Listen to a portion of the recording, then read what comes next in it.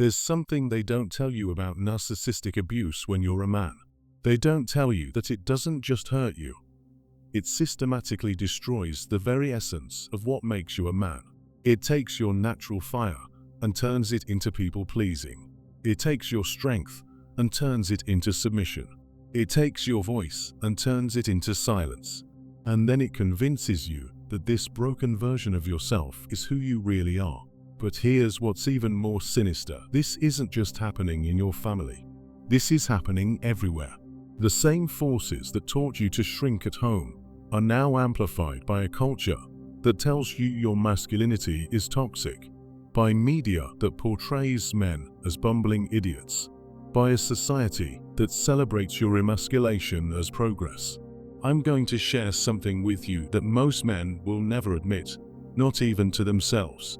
The reason you feel like you're walking through life wearing a mask, the reason you feel like you're constantly performing instead of just being, the reason you look in the mirror and don't recognize the man staring back at you, it's because they killed your inner king before you even knew he existed. And they isn't just your narcissistic parents. It's an entire system designed to keep you weak, compliant, and controllable. I've been taking you on a journey through the deepest levels of trauma recovery. But today, we're going somewhere that most healing content is afraid to go. We're going to talk about what narcissistic abuse does specifically to your masculine essence, and how this personal wound has been weaponized by an entire culture that profits from your emasculation. 3 years ago, I was sitting in my apartment, and my wife looked at me with disgust in her eyes and said something that shattered me. She said, "I can't be attracted to a man who shrinks every time his parents call. I can't respect a man who asks permission to exist." And in that moment, I realized that everything I thought was healing, everything I thought was being a good man, was actually the continuation of my emasculation, not just by my family, but by everything I had been taught about what it means to be a good man in modern society. If you've ever felt like you're not man enough, if you've ever felt like you're constantly seeking approval, if you've ever felt like your natural masculine energy has been buried under layers of conditioning and fear, hit that subscribe button right now. Like this video and tell me in the comments below, when was the moment you realized your masculine essence had been compromised? Because I read every single comment, and your awakening matters. Let me tell you about the day I discovered I had been castrated without even knowing it. I was 28 years old, and I was having an argument with my father about my wife not changing her surname. Yes, you heard that correctly. My narcissist father did everything he could to force my wife to change her last name. And as he started raising his voice, which was honestly like thunder, and made the walls shake, as his face turned red with rage, I felt something happen in my body that terrified me. I felt myself shrinking. I felt my voice getting smaller. I felt my shoulders hunching forward. And in that moment, I realized that the scared little boy who learned to disappear to survive was still running my adult male body.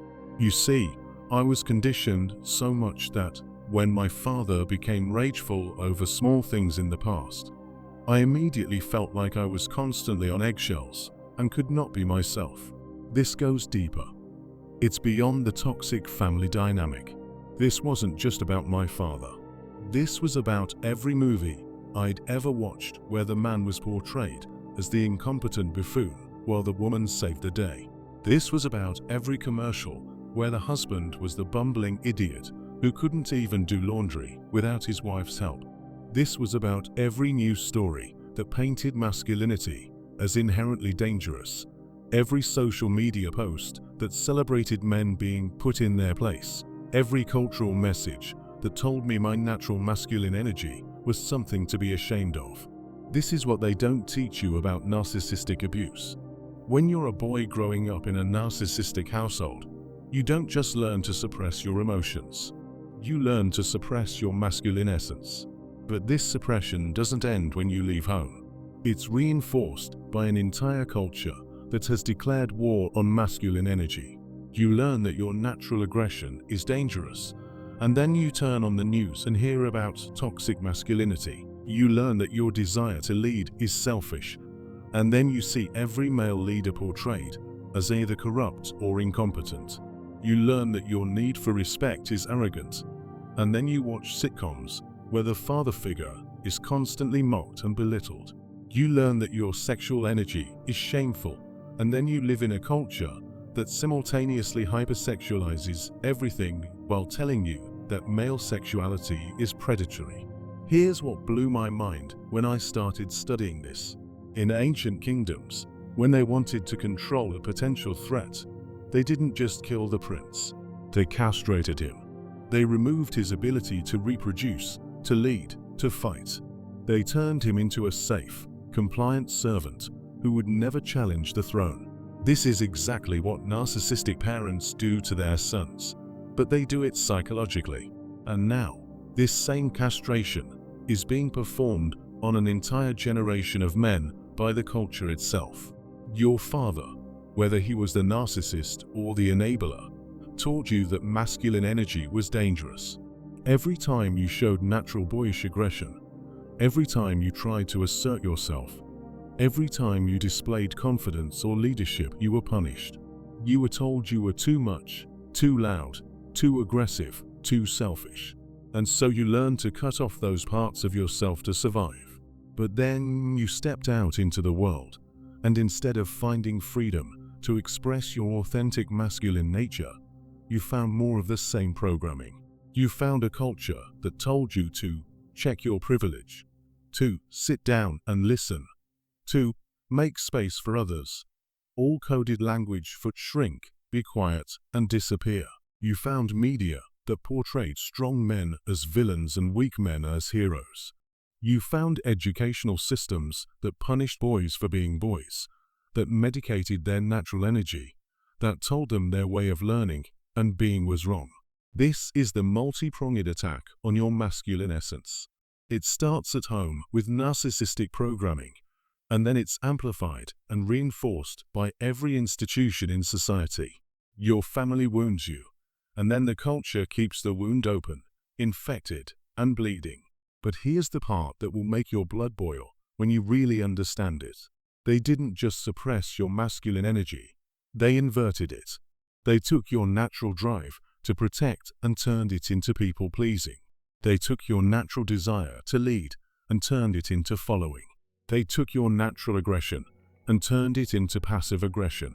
They took your natural confidence and turned it into self-doubt. They performed psychological alchemy on you. But instead of turning lead into gold, they turned gold into lead. And then they convinced you that this inversion was evolution, that this emasculation was enlightenment, that this castration was compassion. Let me paint you a picture of what this looks like in your adult life.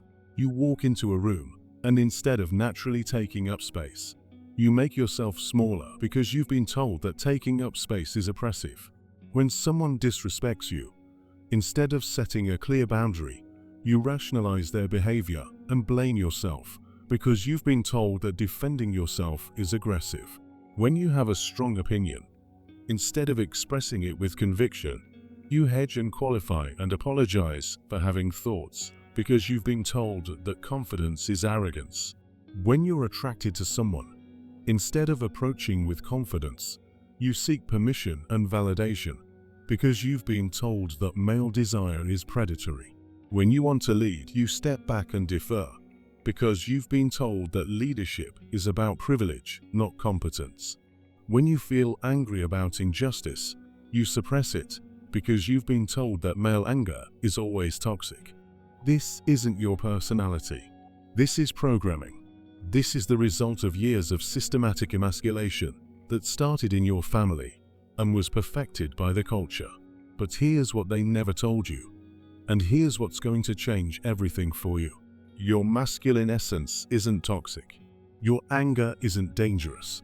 Your desire for respect isn't arrogant. Your need to lead isn't selfish. Your sexual energy isn't shameful. These are not flaws to be fixed. These are powers to be reclaimed.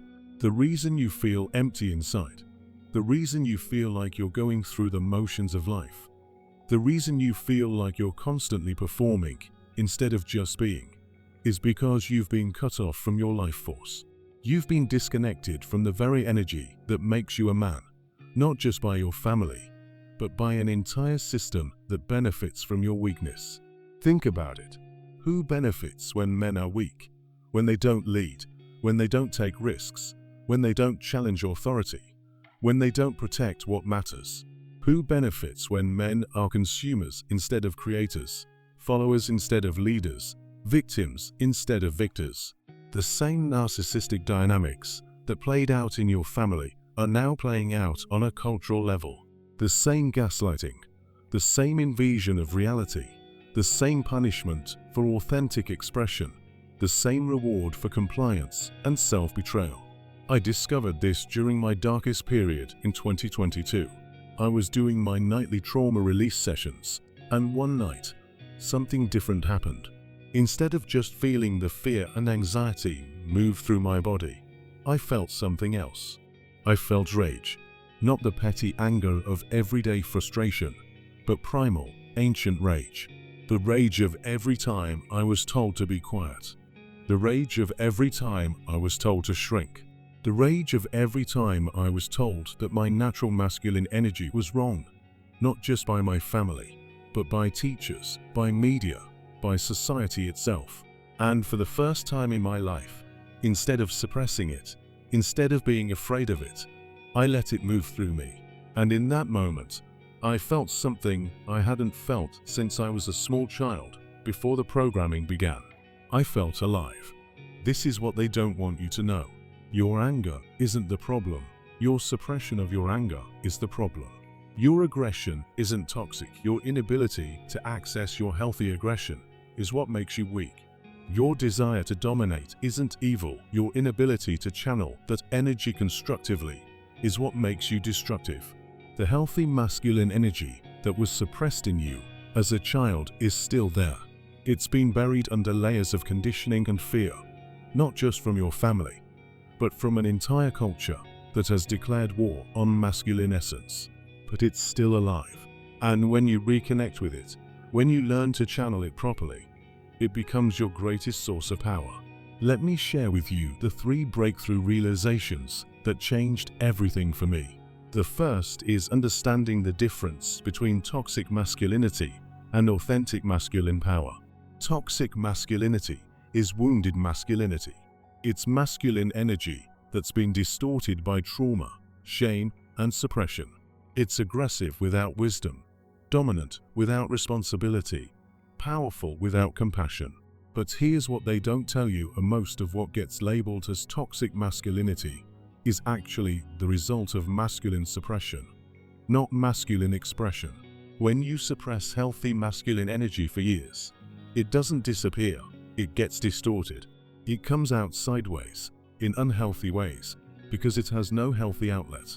Authentic masculine power is different. It's grounded, it's purposeful, it's protective. It doesn't need to prove itself because it knows its worth. It doesn't need to dominate others because it's already sovereign. It doesn't need to suppress the feminine because it's secure in its own essence. The second realization is that your masculine energy is not separate from your spiritual development, it's essential to it. The warrior, the king, the magician, the lover, these are not just psychological archetypes. They're spiritual energies that you need to embody to become whole. You cannot transcend what you have not first integrated. The third realization is that reclaiming your masculine essence is not just about you, it's about every man who comes after you.